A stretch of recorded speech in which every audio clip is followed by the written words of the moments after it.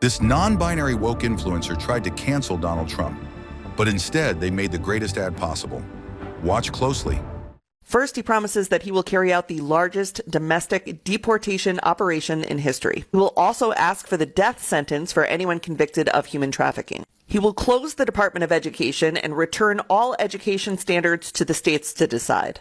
He will put prayer back into school, and he will criminalize any race-based advantage programs. Ban any federal dollars from going towards gender-affirming care, which means anyone with government-provided health care will no longer be able to access gender-affirming care except for Viagra and Cialis. Those will still be available.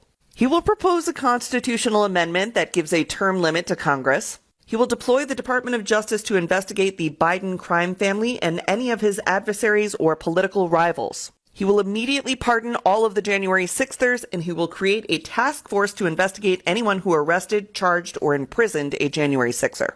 He will increase the penalties for underage criminal offenders, strengthen immunity for police officers, and deploy the National Guard to patrol woke cities. On day one, he will reassess our participation in NATO and says that every European country needs to pay the United States for protection.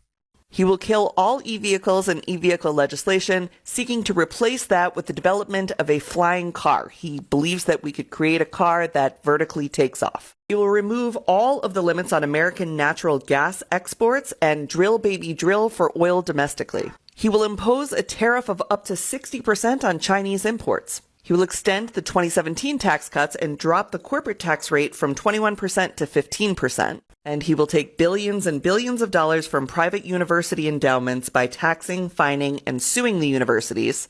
He specifically names Harvard in this one. And then he will use that money to create the American Academy. It is a free online college that will be free of wokeness that he will force employers to recognize as a bachelor's degree equivalent. So that's Agenda 47.